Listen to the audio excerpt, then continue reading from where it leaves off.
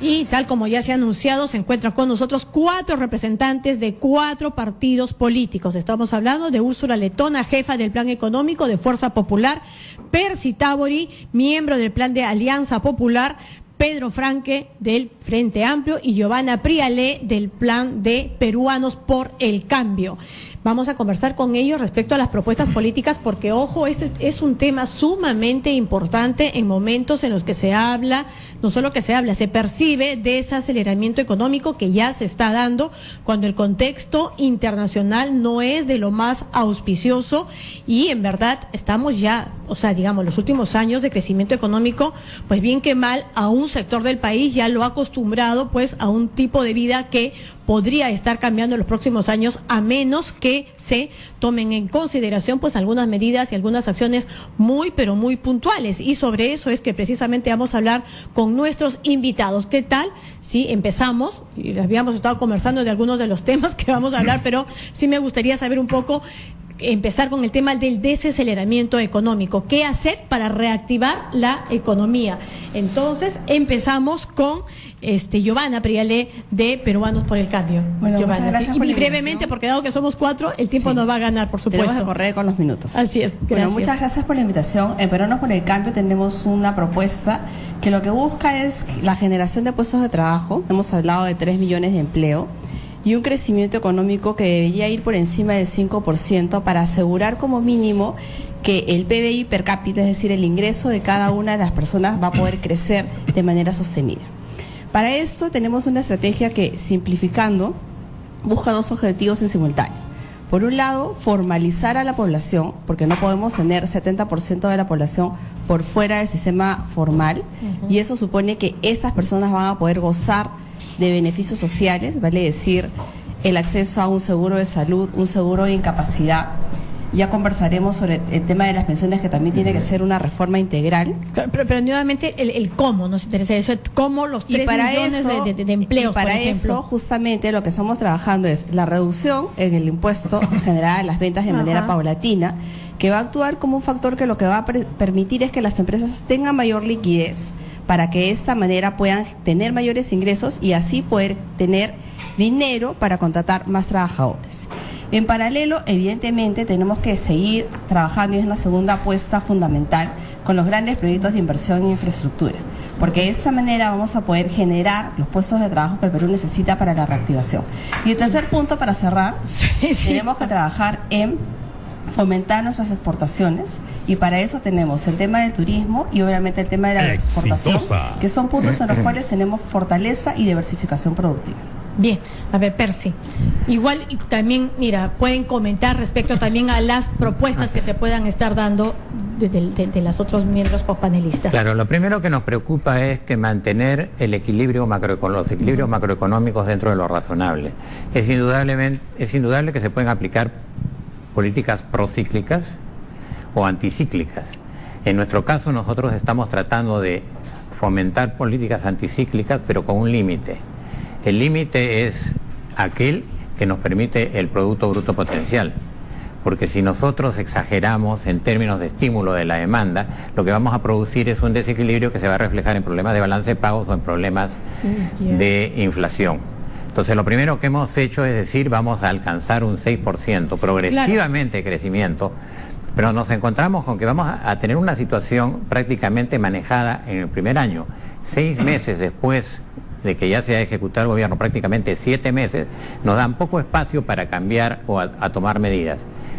En ese sentido, vamos a estimular fuertemente la inversión para que nos dé posibilidades de crecer en los siguientes... 6%, claro, digamos, en cuanto se salió con esa propuesta Alan García, lo primero que se dijo, y de parte de varios analistas entrevistados por Semana Económica, que eso era inviable, que llegar a esa meta del 6% era muy difícil porque no dependía incluso de que en el Ejecutivo pueda pues estar, ¿no?, Superman. Se trata de que hay un contexto internacional y una situación interna que hace muy difícil que se pueda lograr esa meta. Así es, los precios relativos han caído. Eso se expresa en términos de intercambio, como lo saben acá mis colegas, afecta la tasa de crecimiento económico, no se puede jugar porque son factores externos. Entonces, es difícil alcanzar en el corto plazo el 6%. Nosotros esperamos alcanzar progresivamente hasta el año quinto de nuestro gobierno esta tasa del 6%. Para eso hay que trabajar tanto factores de coyuntura como de la estimulación del gasto público. La inversión pública tiene que ser más eficiente y más rápida. Para eso hay que articular con los gobiernos subnacionales para que se recupere capacidad de generación de inversiones. Hay que promover un factor de confianza dentro de lo que es el inversionista para que puedan venir capitales e invertir. La inversión ayuda muchísimo. Y evidentemente tenemos que simplificar estos trámites burocráticos que han paralizado el país. La tramitología. La tramitología, ¿no? Me gusta mucho una palabra que usa Scafi, tramitomanía. Ah, ok, bien. Úrsula. Hola, Rosana. Úrsula es de Fuerza Popular. Muy buenos días. En primer lugar, quiero aclarar, yo soy la coordinadora de los equipos técnicos del plan de gobierno.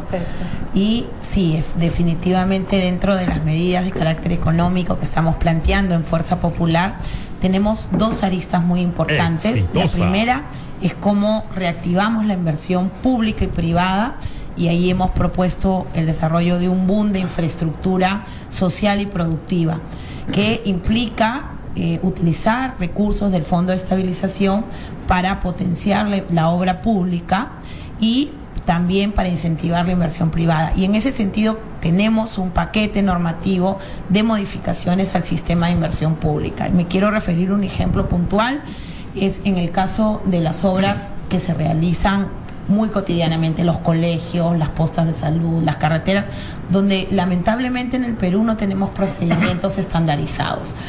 Para cada caso se hace un SNIP distinto, cuando en realidad debiéramos procurar ya tener procedimientos estandarizados.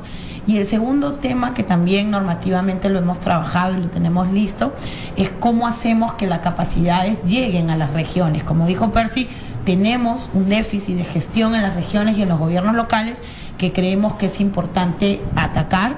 Hemos creado, como lo dice la experiencia internacional, las unidades delivery, que es no que los alcaldes y los presidentes regionales tengan que venir acá a Lima, sino que haya unidades técnicas que realicen dos funciones: el destrave de los procesos a cargo de los gobiernos locales y regionales, y la capacitación y la generación de talentos.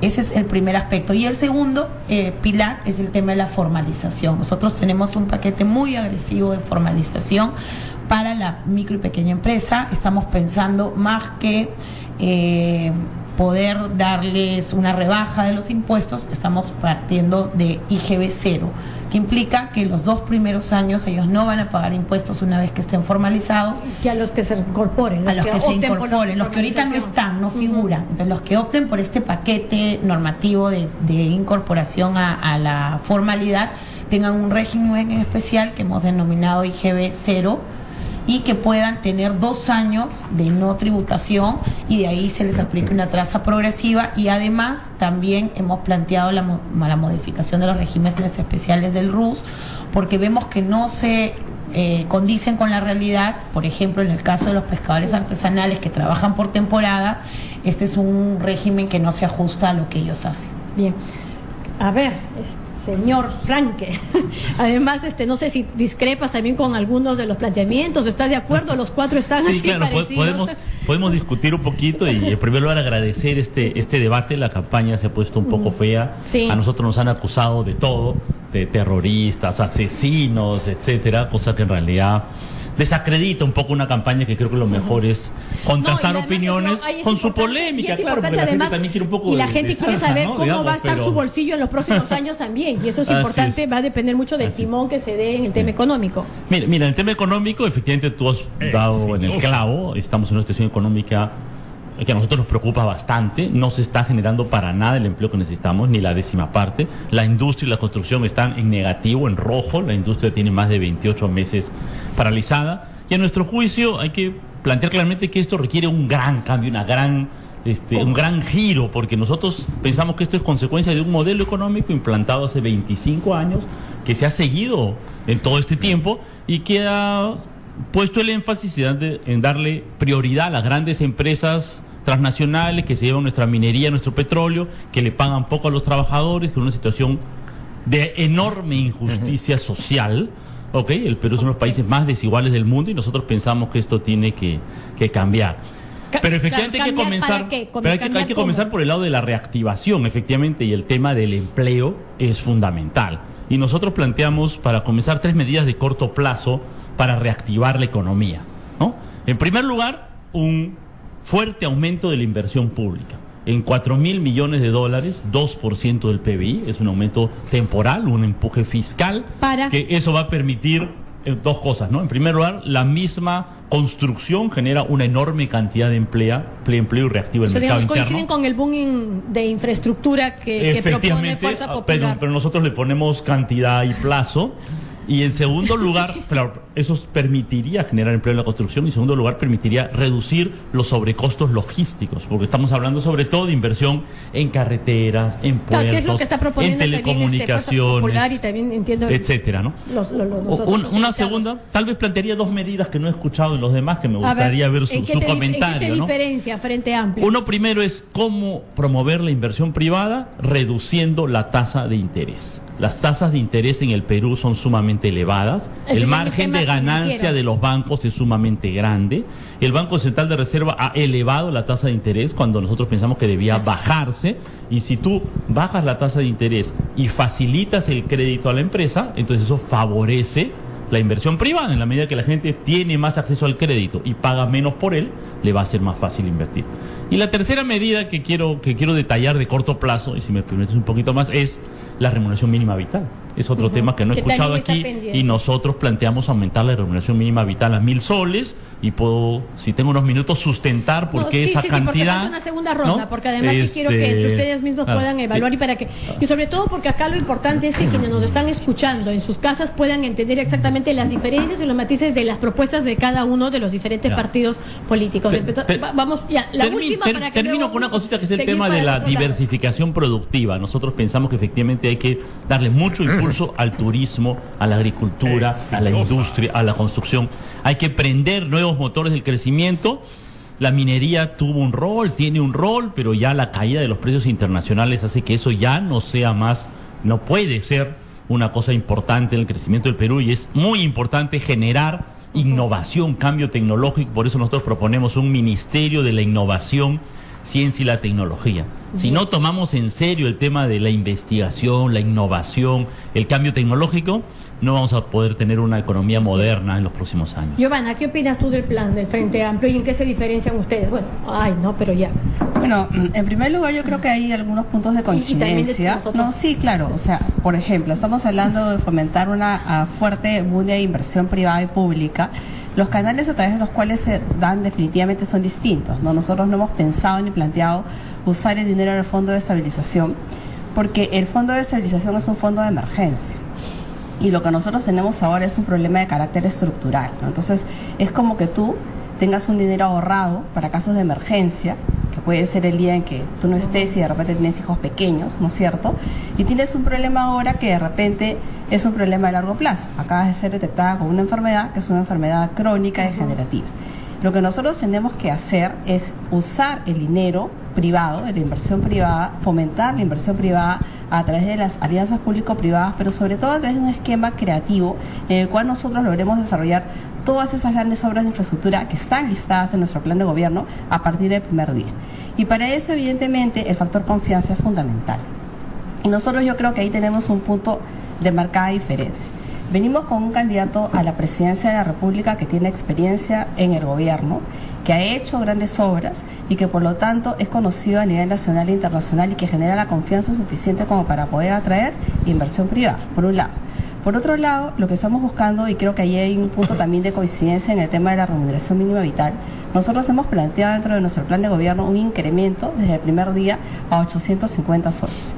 Que es un 13%, que se ha probado que ese 13% no te va a generar desempleo. 850 versus 1.000. Sí, nosotros hemos trabajado el tema. Digamos, si yo fuera en ese momento un trabajador o un chico que está empezando, digo, 1.000 versus 850, ¿cuál es? Sin duda, ¿cuál tiene más respaldo y puede ser realmente aplicado, ¿no? No, sin duda yo creo que los jóvenes que nos están escuchando y los trabajadores que ganan una remuneración mínima vital, que representan el 2% de la población, que estamos hablando de una minoría, son conscientes de que evidentemente el presupuesto tiene que irse ajustando paulatinamente y que los ingresos van a ir creciendo paulatinamente.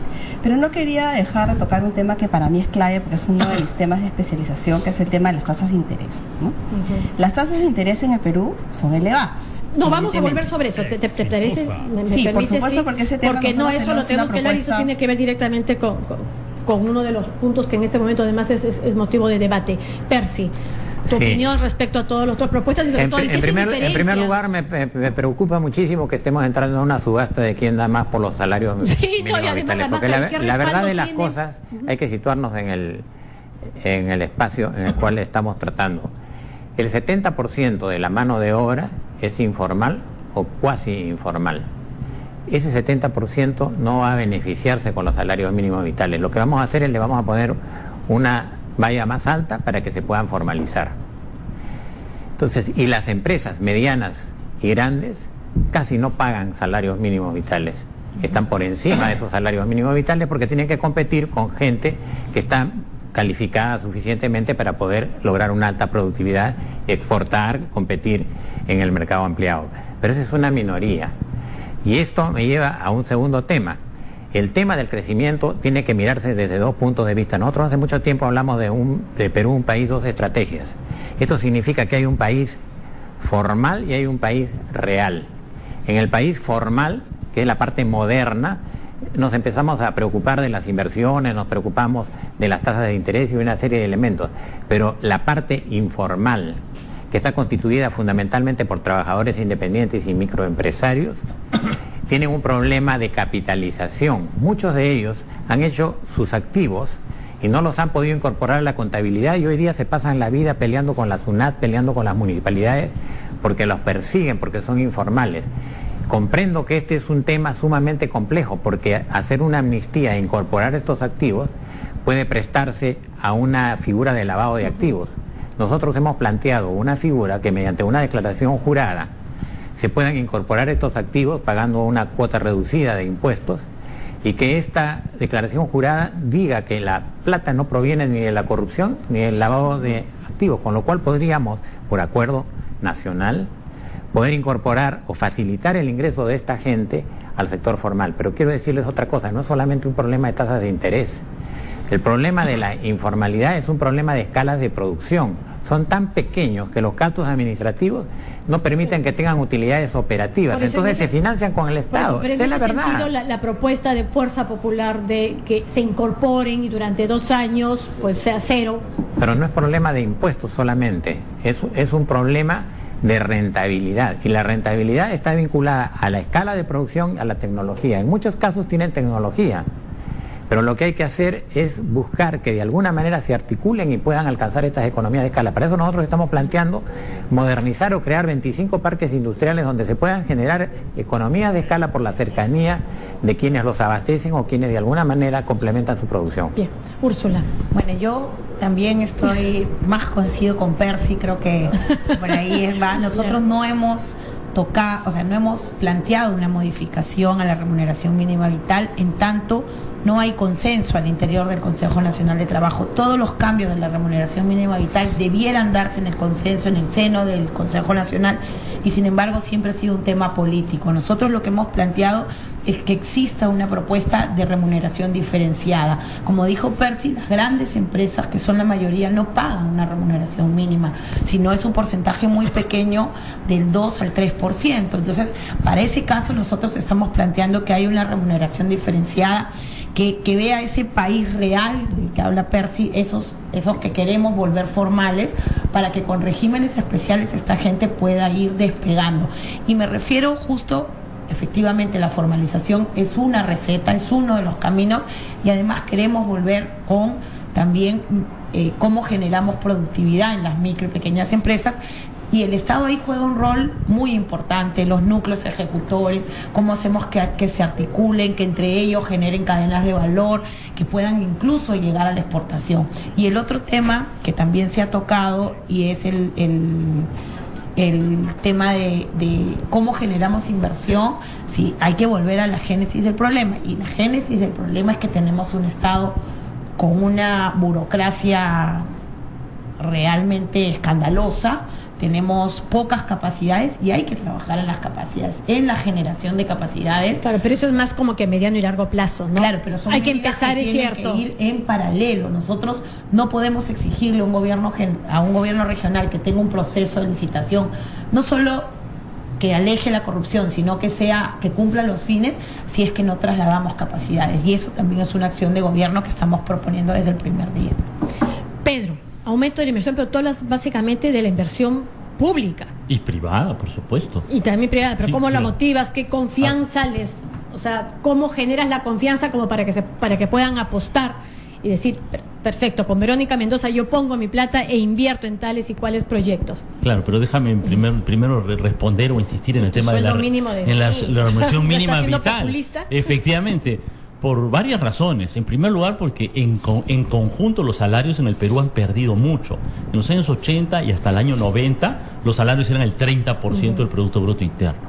Cuando terminó la década de los 90, Fujimori eran 24% del Producto Bruto Interno. Habíamos perdido 6 puntos. Hoy son 21% del Producto Bruto Interno. O sea, los salarios son cada vez una menor parte de la distribución del ingreso nacional. Y eso parte porque las políticas salariales y en general de consideración de los derechos laborales ha sido siempre negativa. Hace poco hemos tenido la ley Fulpín, aquí varios de los partidos de mis colegas apoyaron y votaron en primer lugar por esa ley, que lo que quería era cortarle gratificaciones, vacaciones a los trabajadores. Y el sueldo mínimo de 1.000 soles se justifica en 3 elementos, ¿sí? En primer lugar, en la inflación. Hace 3 años y medio que no se reajusta el salario mínimo. Eso quiere decir que hoy las empresas han subido sus precios, por lo tanto tienen más ingresos por lo que venden, pero el trabajador compra menos con la plata que tiene. El tema es si eso se regula pues por decreto supremo o se regula precisamente por los índices de producción, por de productividad, por el consenso de los que se está conversando de distintos sectores, ¿no? Sindicatos, empresarios, Ministerio de Trabajo. Mira, solamente el cálculo técnico, si tú agarras el salario mínimo del último aumento, que fue hace 3 años y medio, y le aplicas la inflación y el aumento de la productividad en esos 3 años, te da 950 soles el cálculo que debería ser el salario mínimo. Y eso es decir, solamente para que el salario mínimo tenga el mismo nivel real, la misma capacidad de compra y parte de la productividad que era hace 3 años. O sea, en realidad, la primera parte hasta 950 es prácticamente solamente reponer lo que se ha perdido en inflación y el aumento de la productividad. Y nosotros sí creemos que hay que subir el sueldo mínimo porque los salarios tienen un atraso histórico. Ahora déjame responder tu pregunta, porque no quiero escaparme de tu pregunta, digamos. No quiero aparecer como el que se escapa, Mira, ¿cuáles son los problemas fundamentales por los cuales no hay inversión privada? Y desde luego la confianza es uno importante, pero hay 2 fundamentales. Uno primero es el tamaño del mercado y la rentabilidad. ¿Me explico? ¿Por qué no hay inversión minera? Porque los precios han caído. ¿Me explico? ¿Por qué la industria peruana y la construcción peruana está decaída? Porque el mercado se ha achicado. Y en segundo lugar, porque las tasas de interés están muy altas. Y cuando las tasas de interés están muy altas, ¿qué hace un inversionista? Pucha, que si invierto me va a costar un montón, tengo un montón de costo financiero que pagar al banco, o no consigo el crédito para financiar mi inversión, entonces no puedo invertir.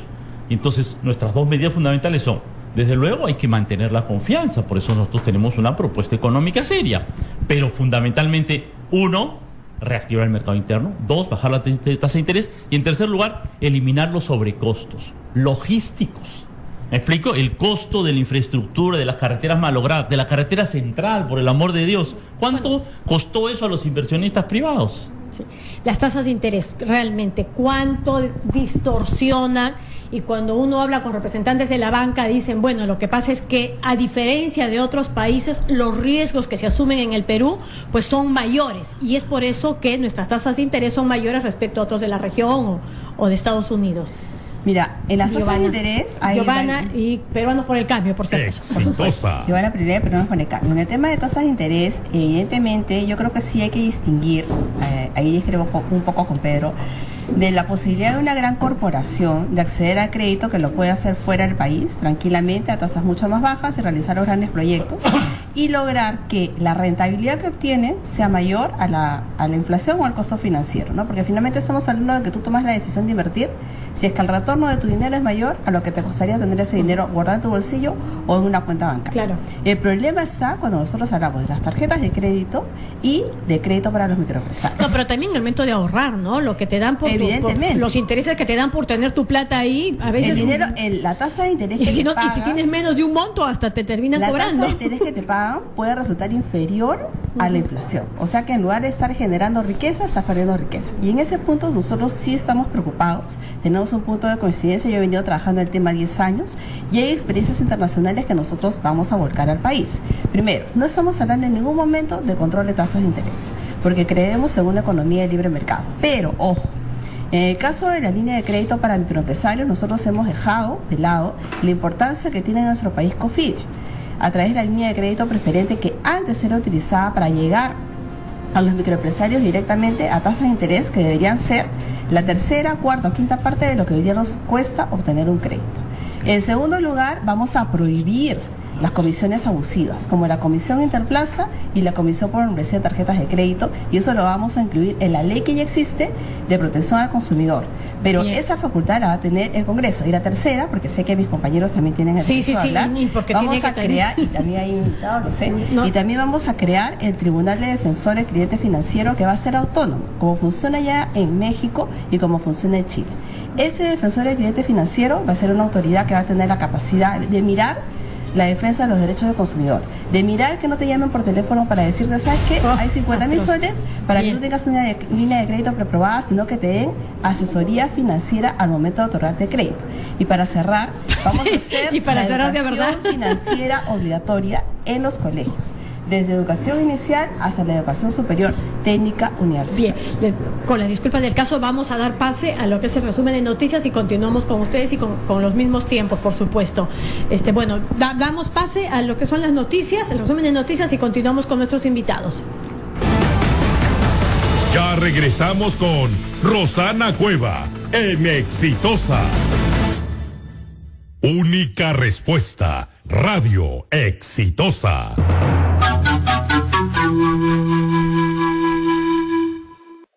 Apuntar más alto nunca está de más. Sí, con marketing, computación, secretariado y contabilidad, ganar en más. Y ahora voy a crecer, con Cima sé que lo haré. La vida me sonreirá, pero yo siempre iré por más. Sí, más. Si en el 2015 tu diario Caribeña te informó y premió en cada edición, este 2016 sigue leyendo, ganando y ahorrando mucho más con nuestras campañas médicas y el sinfín de premios y productos para el hogar que como siempre te traen los cupones regalones de tu diario Caribeña. Si quieres ganar, ¿qué esperas? Corre, compra y lee hoy y todos los días tu diario Caribeña, un diario como tú. Tú escuchas Radio Exitosa. El microinformativo de Exitosa. En Exitosa, la temperatura. En Lima 23 grados con 12 de radiación ultravioleta. 9:39 tenemos información en vivo con Mariela Ludeña. Gracias, buenos días. Información en vivo desde el distrito de Atevitarte, cuando el día de ayer unos 1.500 comerciantes informales que habían invadido desde hace más de 20 años el mercado Ceres de Atevitarte fueron desalojados en una operación ejecutada con apoyo de la policía y también serenazgo del mencionado distrito. La zona, que se había convertido en un muladar con basura, ocupaba las calles Río Cenepa, Las Brisas, Metropolitana y Avenida Prolongación sin ningún tipo de autorización, ocasionando gran congestión vehicular en la zona y también el desplazamiento de las personas. Con este desalojo lo que se ha buscado es recuperar zonas del comercio ambulatorio. Sin embargo, nosotros a esta hora de la mañana estamos haciendo todo un recorrido por las zonas externas del Gran Mercado Los Ceres, donde ayer se realizó el mencionado operativo. Podemos dar cuenta que la calle Las Brisas, a pesar que ya no es invadida por los comerciantes ambulantes en la zona. Lo que sí se está apreciando es la gran cantidad de basura y desperdicios regados en toda la pista y también veredas, lo que podría originar la presencia de roedores y otros insectos y convertirse en un foco infeccioso. Asimismo, dar cuenta que en la calle El Caribe, muy cerca a un parque, lo que se observa lamentablemente a esta hora de la mañana son los costales llenos de basura. Lo que sí observamos es la presencia de drenaje en todas las inmediaciones de este gran centro de abastos para impedir nuevamente que regresen los ambulantes. La información a esta hora, Mariela Ludeña, Exitosa Noticias.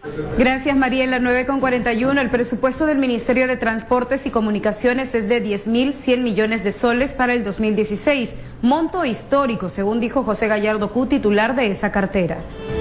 Eduardo Roy Gates, abogado de la primera dama Nadine Heredia, rechazó versiones que familia Humala Heredia esté planeando fuga del país al terminar el actual gobierno. En los próximos días decidirán el pedido de libertad presentado por la defensa del expresidente de la Federación Peruana de Fútbol, Manuel Burga, al estar implicado en el escándalo de corrupción de la FIFA. Hoy a las 8:30 de la noche las luces de la ciudad se apagarán en un gesto simbólico llamado La Hora del Planeta, con la finalidad de expresar la necesidad de tomar acciones para prevenir el medio ambiente. Fenómeno El Niño. El Ministerio de Agricultura y Riego destaca declive del Niño y ratifica que prevención da resultados. Debido a las constantes lluvias y ante la alerta de la creciente de los ríos y afluentes e inundaciones, la región San Martín fue declarada en emergencia por el Centro de Operaciones de Emergencia del fenómeno El Niño. A partir de este lunes 21, tu diario deportivo La Calle se renueva con una edición de 24 páginas full color, además de la columna exclusiva de Gonzalo Núñez. Diario La Calle, a solo 50 céntimos. Usted está en Radio Exitosa 95.5. Continúe con Rosana Cueva en Exitosa. En estudios en breve, Omar Chejade, congresista exnacionalista. 9:43.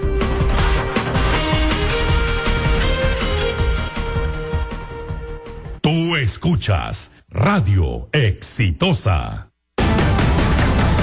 Continuamos con Rosana Cueva en Exitosa.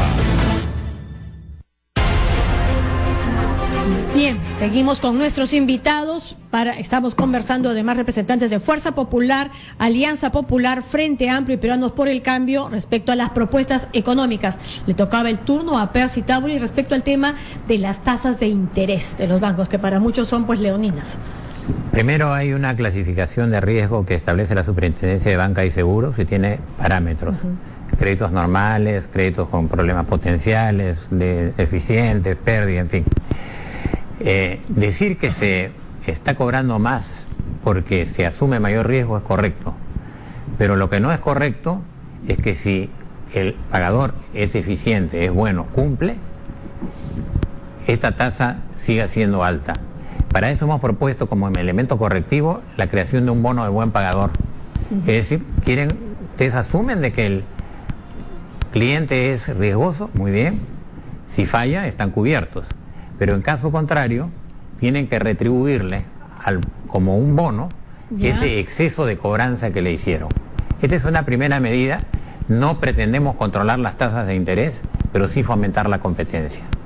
Este es un tema. En el tema de los salarios sí quiero decirles que mi amigo Pedro tiene razón en términos cuantitativos, pero hay que ver que las coyunturas son diferentes y la segunda cosa es a cuántos estamos beneficiando.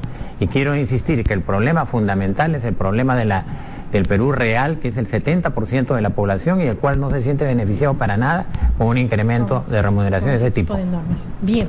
Úrsula, ¿en qué se diferencia la propuesta de Fuerza Popular respecto a las dos anteriores? Creo que más hay coincidencias, pero nosotros también estamos haciendo énfasis en los productos financieros para los micro y pequeños empresarios.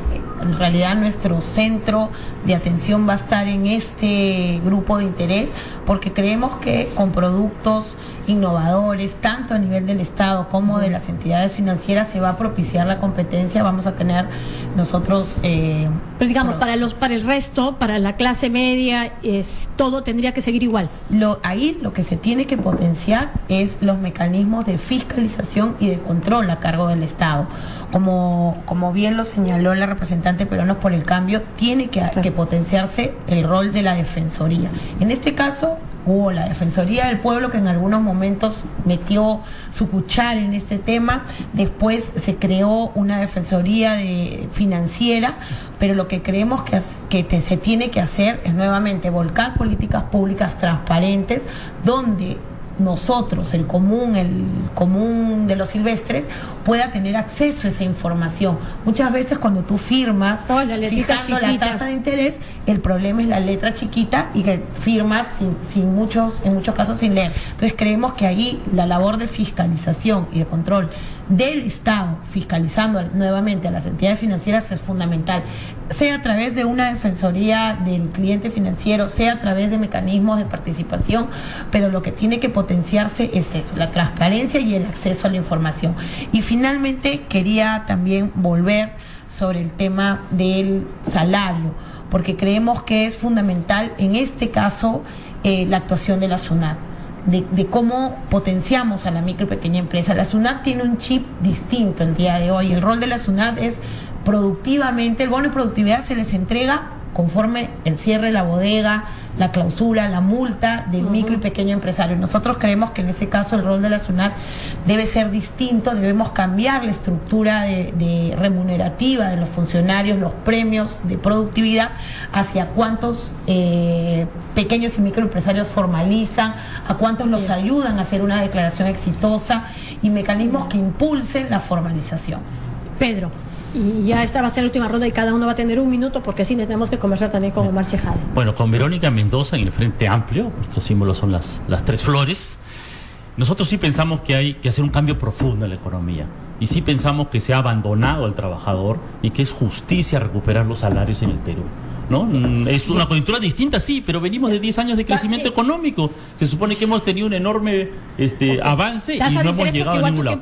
Sobre tasas de interés, nosotros pensamos que hay que decir claramente que aquí hay un abuso, ¿no?, exagerado de las grandes empresas financieras, que ¿sabes cuánto ganan al año? 12.000 millones de soles, 12.000 millones de soles de sobreganancias de las grandes empresas financieras, gracias a la ley de banco que estableció el señor Fujimori y a un sistema económico que se ha mantenido todos estos años. Y fíjate este detalle. El Banco Central de Reserva, el órgano regulador, ¿qué hace en una coyuntura de crisis? Sube la tasa de interés, la tasa de interés de referencia. Nosotros pensamos que el Banco Central de Reserva debe bajar la tasa de interés de referencia. Y yo quiero preguntarle a mis colegas si están de acuerdo o no. Y yo pienso también que hay que poner especial énfasis, como dijo Giovanna Pialey, como han dicho aquí, en la pequeña empresa, a la que le cobran 50% de tasa de interés cuando un gran empresario efectivamente la saca a la 10ª parte. Y nosotros decimos, el Estado tiene, el gobierno tiene 70.000 millones de soles depositados en los bancos en el Perú y los regala así nomás, sin ponerle un énfasis en las pequeñas empresas. Nosotros planteamos que ese fondo debe destinarse por lo menos 10.000 millones de soles a un fondo de crédito especial para la micro y pequeña empresa, para que junto con las facilidades tributarias, junto con las facilidades tecnológicas que luego podríamos desarrollar, ahora se le puede dar un impulso, ¿no? La marcha atrás. Las AFPs, un minuto. Debe aprobarse la ley 95.5% de los blindos de los trabajadores, esos fondos. Ojalá que el fujimorismo firme lo que no ha querido firmar en el Congreso para que eso salga. 2, de inmediato que haya competencia, que la gente pueda sacar su plata a un banco, a una caja, donde nos van a cobrar las comisiones abusivas. En tercer lugar, las comisiones de FP, ¿sabes cuánto nos cobran? 1.200 millones de soles anuales. ¿Sabes cuánto gasta el Estado al año en la pensión 65? 800 millones de soles. O sea, más plata se llevan 4 oligopolios que lo que se gasta en darle pensión básica a 500.000 de peruanos. Y nosotros queremos pensión 65, duplicarlo en monto y duplicarlo en alcance. Perfecto. Úrsula, por favor, un minuto también.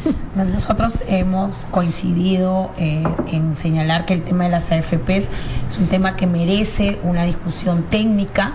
El cálculo actuarial que se ha realizado y que acompaña el proyecto de ley que se viene discutiendo en el Congreso todavía no tiene los alcances de un informe que nos evidencie realmente la decisión a tomar. Los congresistas, no solamente de nuestra bancada, sino de varias bancadas, han sido, creo, prudentes en esperar un debate técnico de este tema más que político o demagogo, ¿no? Creo que esta discusión merece un análisis técnico en primer lugar. El cálculo actuarial tiene que estar con cifras certeras para poder tomar una decisión que pueda beneficiar a los peruanos y que no perjudique al otro grupo. Percy. Sí, dos cositas rápidas. La primera, sobre las tasas de interés y el comportamiento del Banco Central. El Banco Central yo creo que es responsable, está cuidando fundamentalmente la inflación y tiene que cuidar también el sector externo. No por gusto han declarado a Velarde el mejor banquero mundial en términos de Banco Central de Reserva el año pasado.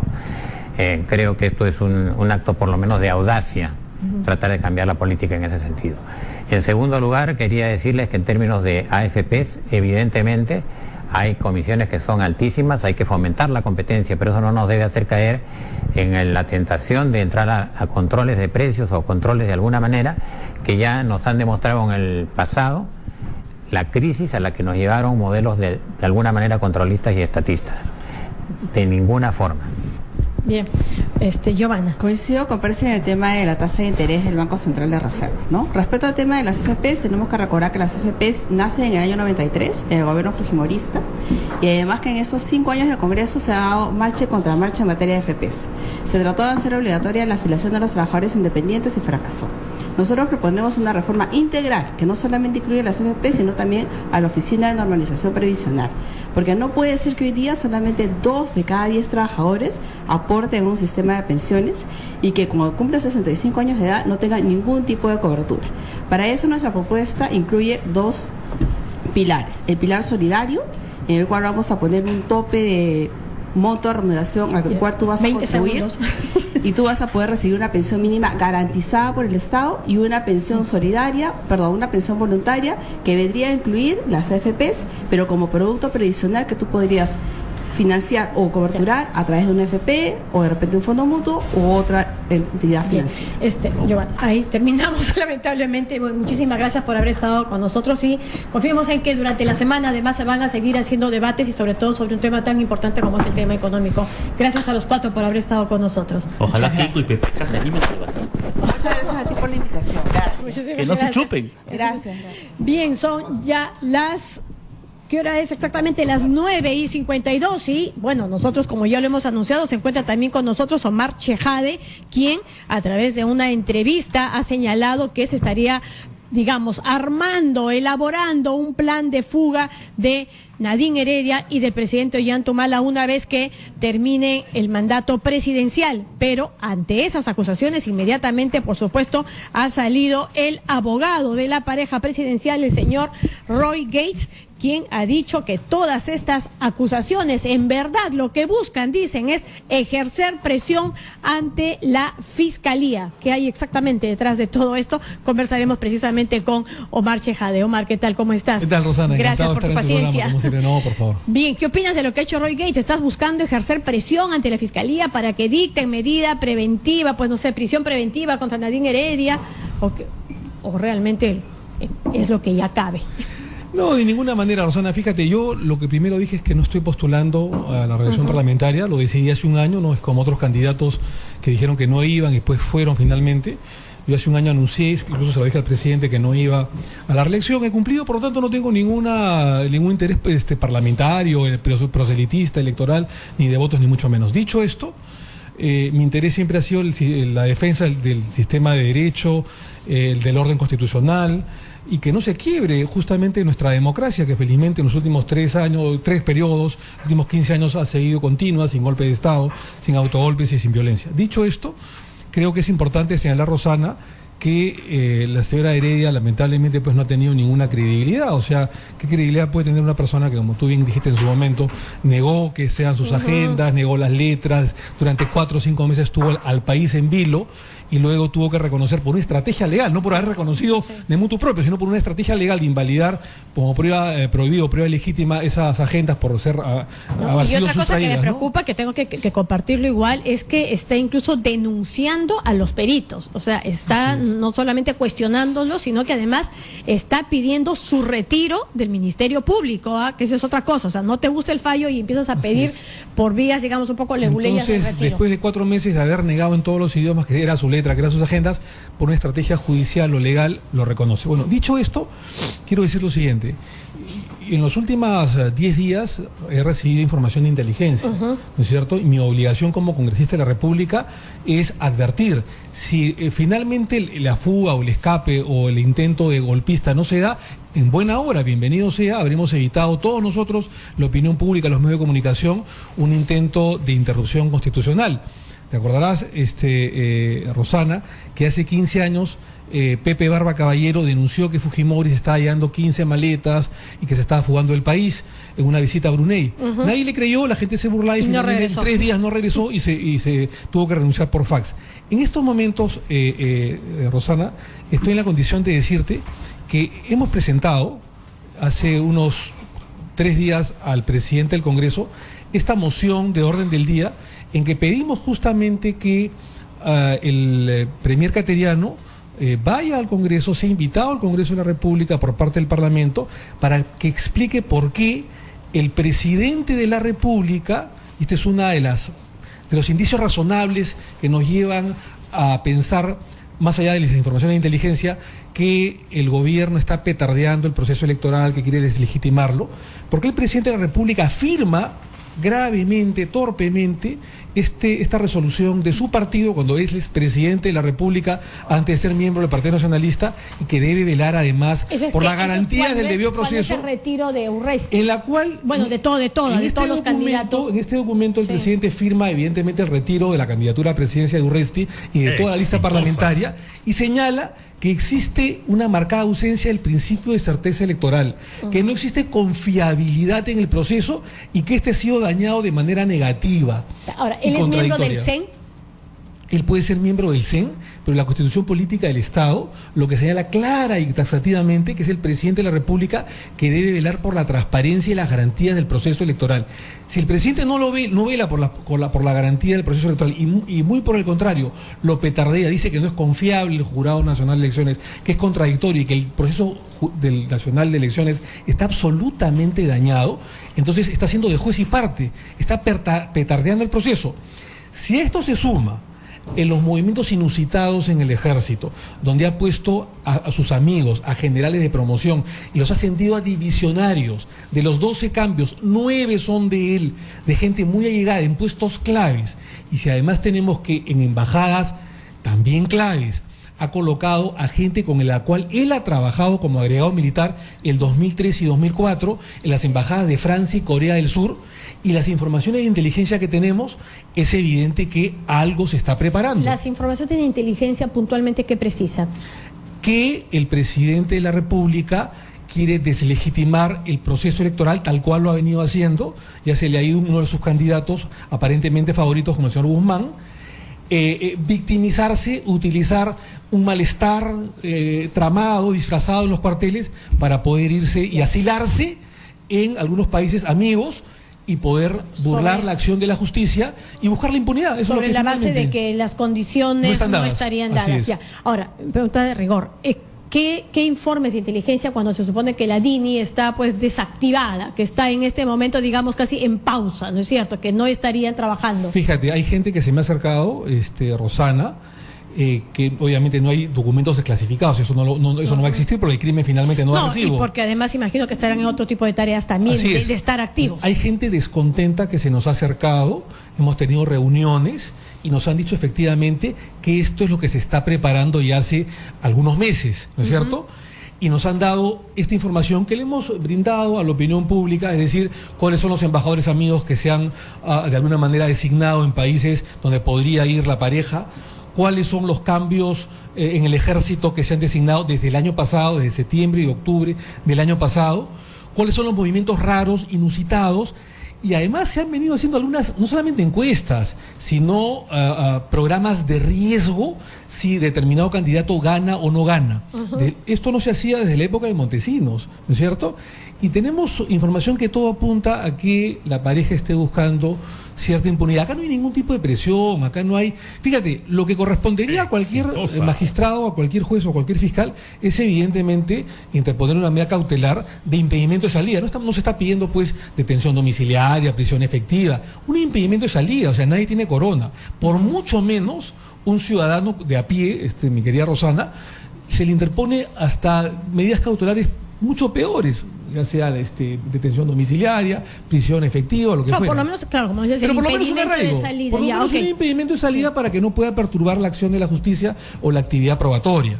Entonces, claro, la señora Heredia ayer sale a decir, incluso con algunos insultos de gente en su entorno, de que nosotros hemos señalado, o la gente habría señalado, que no se habrían matriculado sus hijos en los colegios. De mi parte, Rosana, yo no he comprometido a sus hijos. La información que he llegado en los últimos días, las últimas semanas, no compromete ni a la matrícula de sus hijos, ni a que estarían yendo al colegio, ni se han metido con la familia. Estoy dando datos puntuales de embajadas, de ejército. Y puntualmente, claro, respecto al tema de un papel que podría estar dándose pues entre bambalinas respecto a una desestabilización que en los hechos además estamos viendo. Ojo, tenemos que todavía averiguar más qué hay detrás, pero de que el ambiente está enrarecido y que algo está moviéndose como para enrarecerlo aún más, y que desde su papel de primera dama, desde el primer momento, esté cuestionando a todas los fallos de las autoridades electorales, como que no es el papel que tampoco le compete. Correcto. Hay dos colegas tuyos,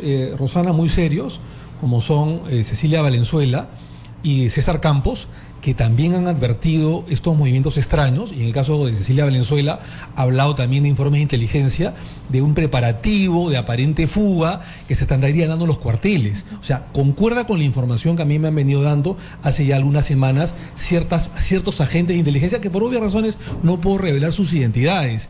Pero además, la primera dama en varios tweets ha señalado clara y taxativamente que las condiciones electorales no son las suficientes, que el suelo no está parejo en el Jurado Nacional de Elecciones.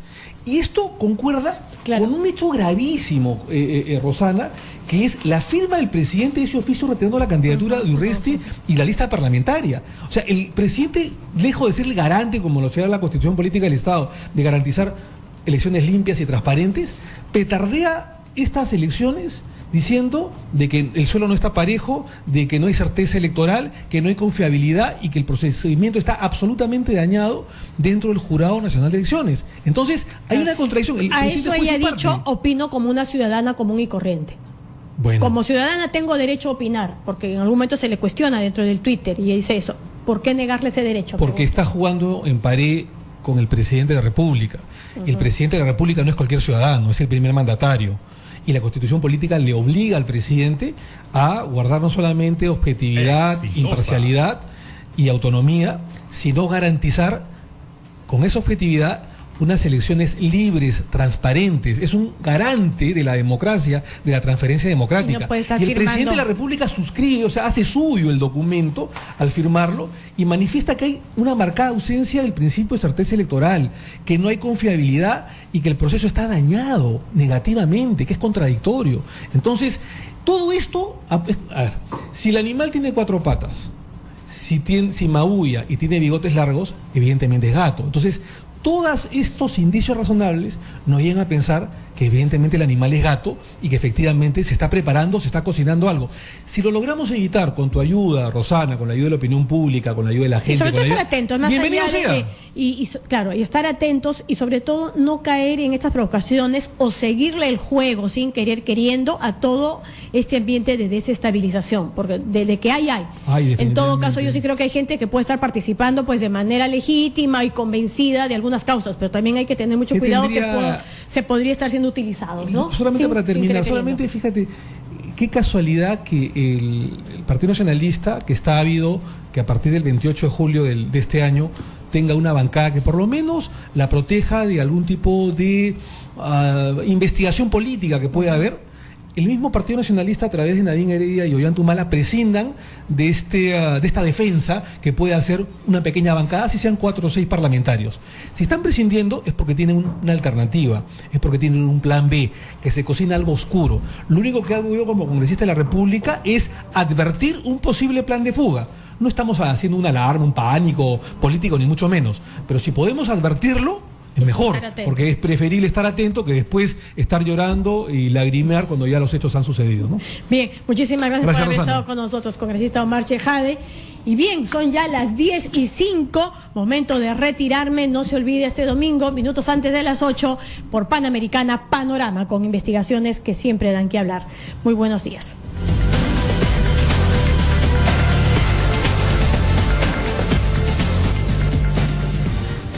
Radio Exitosa.